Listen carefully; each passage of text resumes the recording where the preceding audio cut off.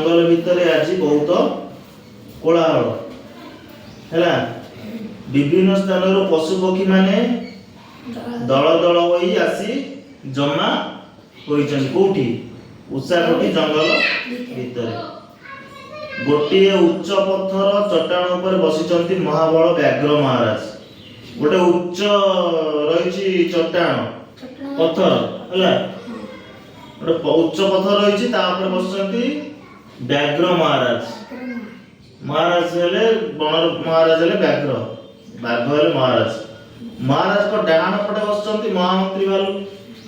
महाराज को डाहाण पटे के बसचंती महामंत्री भालू। बाम पटे बसचंती प्रधान सेनापति चिताबाघ। एकड़े भालू एकड़े चिताबाघ। तांको पाखु बसचंती हाथी गधिया बिलुआ हरिण गयल हनुमाकड़ हाथीमाकड़ है चिताबाघ। एकड़े भालू एकड़े चिताबाघ।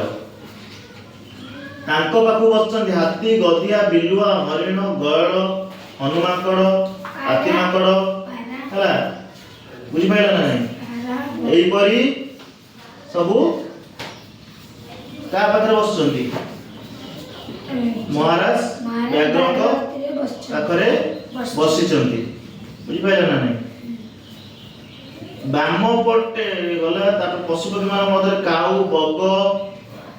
काऊ बग सारस कजलपति सागुणा चिल्ल पारा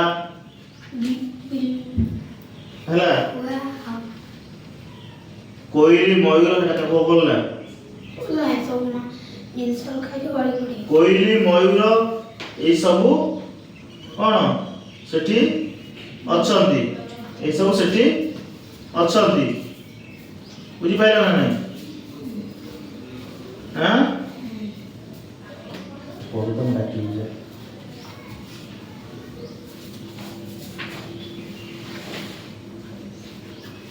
अजगर अहिराज गोधी गोखर आदि सरीसृप मध्य उपस्थित गोटे बुकर अहिराज बांधि रखिଥାଏ दुईटी मनुष्य।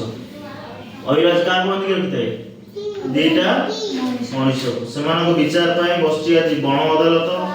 समस्त आज उपस्थित हेबा परे व्याघ्र महाराज को टाणुआ निशक चमकाई हिंसा दिए छाड़िले।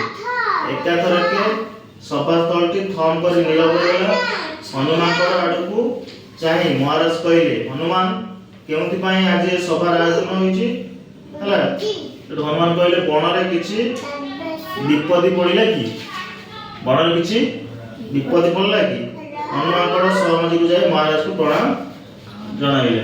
सहमति जाय कि महाराज को प्रणाम जणाइले। तापर दुई गोड़ा ठिया कहले महाराज आमे हेलु बणर जीव मनुष्य गाँ गंडा सहर नगरी रे रहउछि। बेले बेले हम बण भितर पसी आसी जीव जंतु मारी पकाउछि गछ काटी जंगल सफा करी देउछि। एई दुई जन मनुष्य शिकार करिया पय आसी गछ तळे छपी ठिया होइले। सेमानक हातरे थिला बंदूक। सेमानक कोन थिला बंदूक थिला। कौशलकारी अहिराज ए दोरी को नै गछ डाले बांधी रखि जाय। अहिराज कोन कला ना ए जन को नै गछरे बांधी रखिछि। मनुष्य हाथ खसी पड़ते ए बंदूक होछि तार प्रमाण। मनुष्य हाथ जो खसी पड़ते बंदूक या तार प्रमाण। या भाई बंदूक को ऊपर उमा करी ट्रिगर को चिपि देला माने चिपि देला ट्रिगर चिपि देला एतोळे ट्रिगर गुड़ी फुटिला डो नीरव थिवा सभास्थल एकाथरे केका चेंचा हाउ किचरी मिचरी एमती शब्द रे कंपी उठला। सभा को शांत करिया पय गरज उठले सेनापति चिताबाघ। सभास्थल की पूर्व नीरव होई गला। तापरे कोन हला पचारिले व्याघ्र महाराज। हनुमान कहला महाराज यदि मनुष्य बणर जीवन को एपर शिकार कर चलिबो बण जंगल नष्ट कर चलिबो तबे दिने पृथ्वी जीव जंतु लोप पाइबे नाही कि। यदि शिकार करे एमती जीवन तो ये करे